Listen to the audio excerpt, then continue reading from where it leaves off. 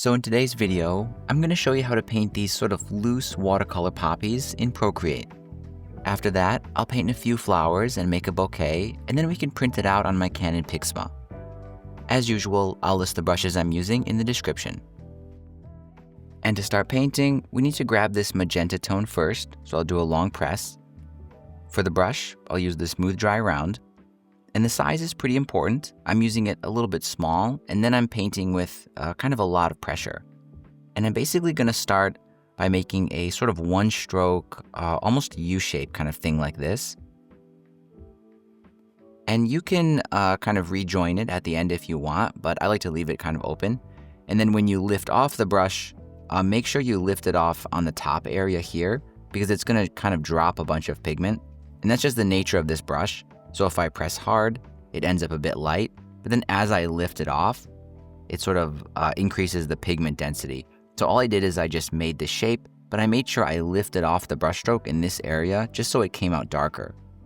Now what I found with poppies is since they're sort of three-dimensional, almost like a cup shape, it makes sense that you can choose one side to be the shadow side and then one side to be the highlight.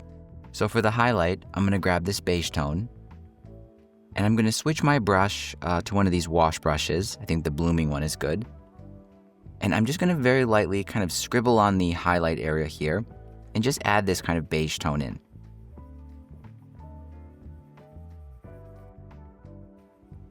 And it's optional, but after I add that highlight, I usually do some blending.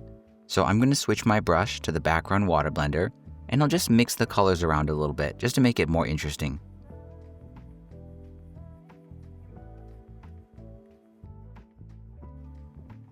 And there we go, I think that looks pretty good. Next, I can add the stamen detail. So this time, I'm gonna grab this dark kind of purple tone. And for the brush, I'm gonna use the annoying pen, just because it has a really kind of inconsistent quality to it. And I'm just gonna tap this around here at the center of the flower. Now, one of my favorite qualities of like traditional watercolor on paper is when you get that wet on wet blending effect. And we can get a kind of a similar thing going on here. So to do that, we need to grab another water blender. This time I'll use the fluffy one. And I want to show you a problem here. So basically, if I just kind of pull out these colors, you can see we lose a lot of the structure. The blending of the colors is nice, but I want to maintain that structure. So to maintain that, we need to turn on alpha lock. So the flower is all together on this one layer. I'll tap on it and then turn on alpha lock. Now this time when we blend with that same blender brush, you can see we pull the colors out, but we also totally maintain the structure. So I'm basically just going to blend this kind of in 3 different places, just kind of mimicking those kind of darker spots you see on real poppies. And there we go. At this point, this flower is finished. And next we can paint on the stem. And before we can do that, we have to switch alpha lock back off. So just tap on the layer and then uncheck it. For the brush, I'm going to use the medium quill at a pretty small size, and I'll just use this green tone and paint in the stem.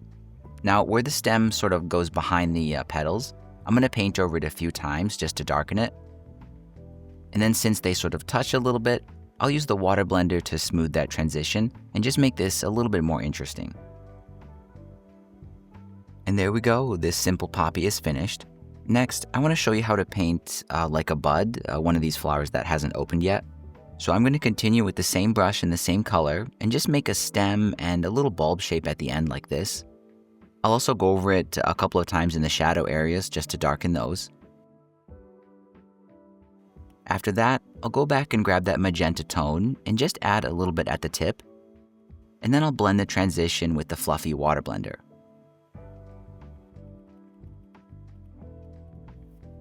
Next, I want to show you how to paint a poppy from the side, and this will be on a separate layer because later on I want to rearrange it and make a bouquet.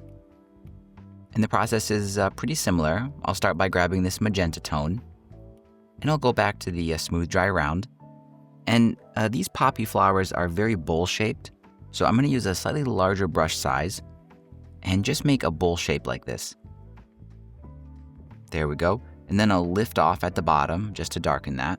And this one is a little bit trickier to shade, so I'm going to do it kind of random just by feeling. So I'll grab that khaki tone, blooming wash brush, and I'll just shade this in a couple random areas. After that, I'll do some blending. And then I want to add an effect that looks like overlapping petals. So I'm going to go back and grab that magenta tone. I'll go back to the smooth dry round. And this time I'll use it at a very small size and a pretty firm pressure. And I'm just going to sketch out some kind of edges of the petals like this. There we go. Then I'll go back to the water blender. And I'll just smooth out and blend one side of that line.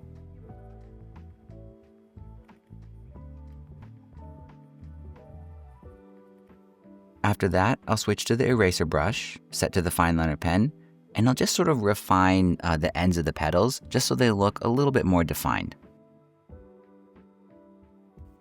And there we go. I think this looks really nice. Next, I want to add the stamen details like what we did here, but it's a little bit different because the stamens themselves would be inside and we couldn't see them. But I still want to add a sort of dark purplish effect down here just to mimic these areas. So to do that, I'll grab that purple tone again. And instead of using the annoying pen brush, I'm just going to use the smooth dry round. And I'll just paint on a little area like this at the base. After that, I'll switch on Alpha Lock. And then I'll do the blending just like we did before, using the fluffy water blender.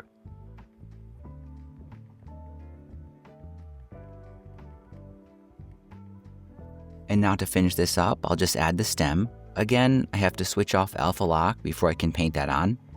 And I'll do it just like I did before, using that green tone and the medium quill.